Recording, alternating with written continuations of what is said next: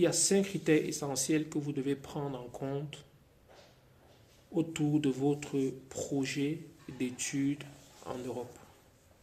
Le premier critère est la disponibilité de votre filière. Donc, une fois que vous avez votre baccalauréat et que vous souhaitez poursuivre vos études, choisir un pays, il faut vous rassurer, bien entendu, que la filière que vous voulez suivre est disponible. Parce que toutes les filières ne sont pas forcément accessibles à tout le monde, en particulier aux étudiants hors communauté européenne.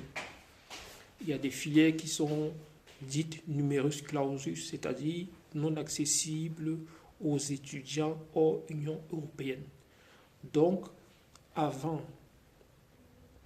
dans le choix de vos études universitaires en Europe, rassurez-vous que la filière que vous souhaitez poursuivre est disponible. Donc voilà le premier critère que vous devez prendre en compte par rapport à votre choix professionnel dans un pays européen.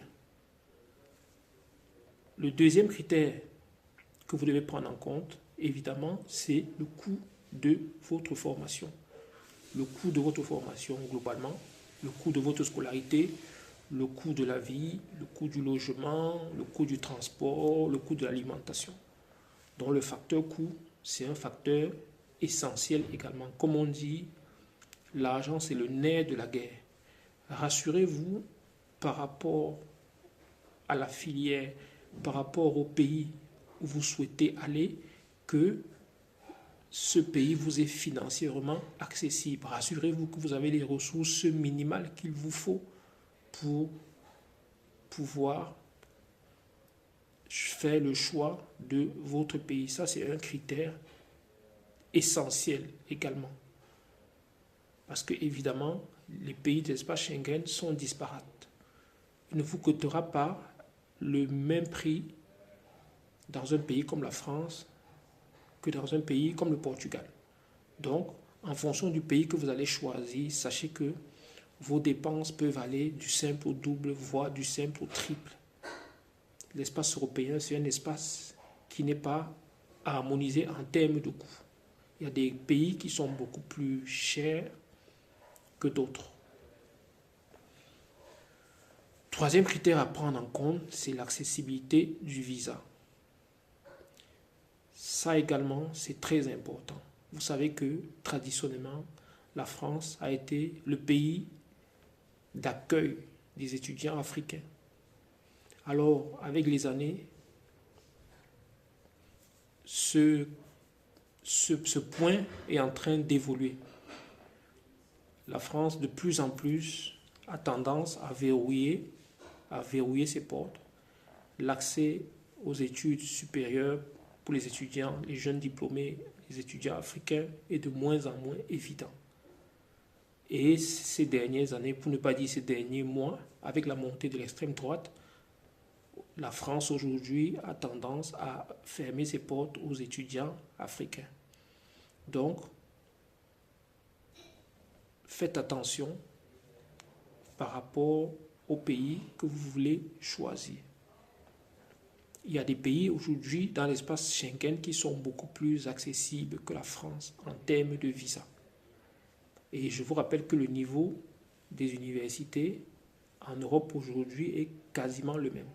Que vous soyez diplômé français, allemand, italien, belge, espagnol, portugais, à la fin, vous avez pratiquement les mêmes perspectives en termes d'opportunités d'emploi.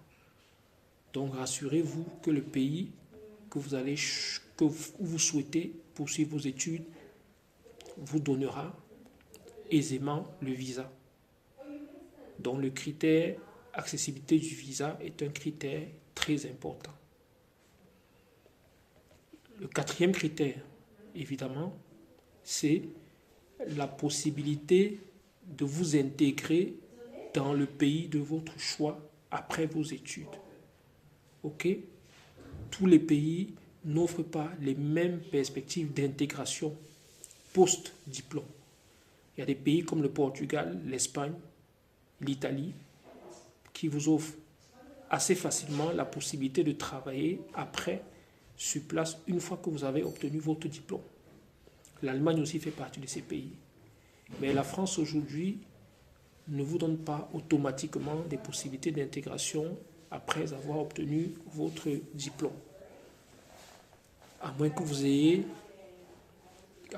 ayez fait des études vraiment pointues. Donc, avant de choisir un pays, rassurez-vous qu'au bout de 4 ou 5 années, quand vous aurez obtenu votre diplôme, vous avez la possibilité de vous intégrer dans le pays. Évidemment, je ne vous demande pas de le faire automatiquement. Vous avez par ailleurs la possibilité également de rentrer dans votre pays en Afrique. Ça, c'est libre à vous. Mais dans le cas contraire, rassurez-vous que vous avez la possibilité, après que ce pays vous offre la possibilité pendant 1 année ou 2 années de chercher un travail subséquent à vos études et d'occuper un emploi. Ça, c'est le 4e critère. Le 5e critère, évidemment, c'est les perspectives d'emploi. Ça se rapproche à peu près du 4e. Ce 5e critère, c'est les perspectives d'emploi, comme je vous l'ai dit précédemment. Évidemment, je vous déconseille d'aller en France, ou dans un pays européen, faire des études comme l'anthropologie, le marketing, la sociologie, l'histoire de l'art.